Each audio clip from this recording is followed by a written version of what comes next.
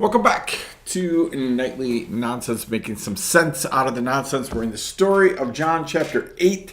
Been there all week trying to point out little things that would help you maybe make some sense out of the nonsense that is around you.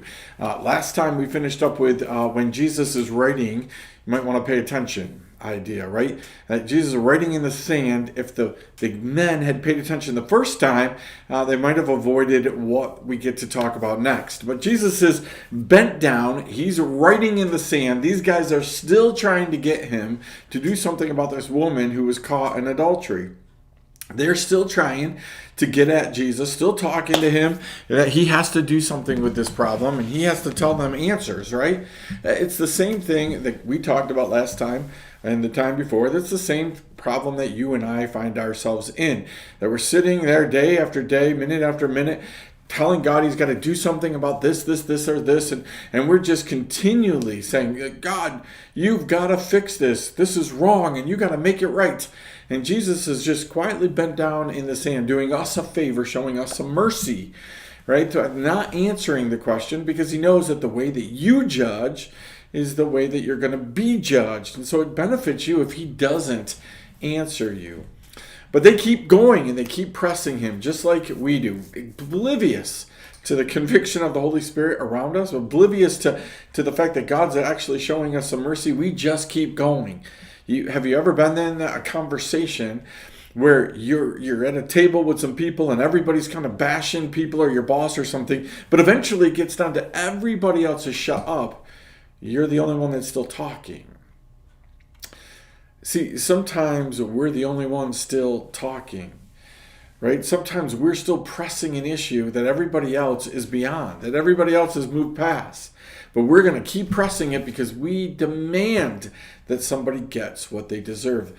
Well, these religious leaders are doing this to Jesus, so Jesus has to stand up. So in John chapter 8, Jesus finally stands back up and he makes it pretty simple. The famous words here, right? You who are without sin, you cast the first stone. Now again, listen, this whole concept also comes from the law. The law said that you had to be accused by two witnesses as a minimum, and those two had to throw the first stones, right? That's a big deal. It means they had to be sure, right? They had to make sure that this person was sinful, and they were without sin in this case, right? And Jesus is saying that same thing to you and I. You who are without sin, you cast the first stone. Listen, you don't get to declare whether you're without sin or not. God declares whether you are without sin or not. The idea here is Jesus is God. These people are in the presence of Jesus. He gets to decide whether or not you're without sin or not. Not every perception that you have, not every word that you hear, not every action that you see, not every thought that you think people are thinking are true. There's just sometimes where you're simply seeing sin because that's what you want to see. Simply put, I have been asking people a lot in the last few months, so you prayed about this and God told you that I'm sinning. God told you that I'm doing something wrong. Well, no. It just looks like... No, you need to ask. You're in the presence of Jesus. You ask whether you have a right to throw this first stone. Do you have that right? Are you sinless?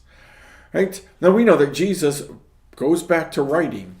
Only this time, we love to say that he was writing sins of these people. Whatever he was doing, right? Whatever he was doing got a reaction from the people. But he made it very clear. You who are without sin, you who think you can judge, you go ahead and judge. The reason that we can't judge properly is because we are filled with sin.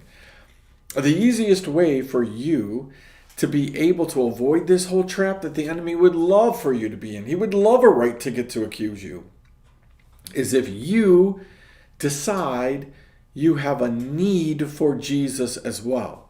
So again, the truth is all of these gentlemen that were there with rocks, every one of them needed to be in the same place this woman was in. Every one of them needed to be at the feet of Jesus. Every single one of them had the same need for Jesus that she had. And so again, when we can think about that, when we can focus on that, then we handle situations much differently. Then we're much more willing to bring people to Jesus and leave them and walk away and let Jesus handle with them. If Jesus calls us back and says, hey, help me take care of this person, love on this person, great. But we're to walk to Jesus, we're to drop people off at the feet of Jesus, and then we're to walk away. Right? We leave people where they need to be. We also leave our anger, our disappointment, our frustration, our vengeance, all of those things, we leave them at the feet of Jesus as well. How do we do that? How do we leave all that stuff there? Well, that I'm going to tell you the next time on Nightly Nonsense. But what I want you to think about tonight is, again, what would Jesus be writing in the sand about you? So while you're pointing out all the sins of, again, the politicians and the religious leaders and the people you don't like at work and the people that you don't like in your family and the people that you don't like that are all around you, as you're bringing up those sins to Jesus, what would he be writing in the sand right now if you were standing in front of him? If right now you were standing in front of him condemning somebody else, what would Jesus be writing in the sand about you? So that is plenty for anybody to chew on tonight. I pray that you would not only chew on it, but you would respond in a godly fashion. Hey, we're going to look forward to hopefully finishing this up in the next night or two. I know I keep saying that. There's tons of stuff in this section.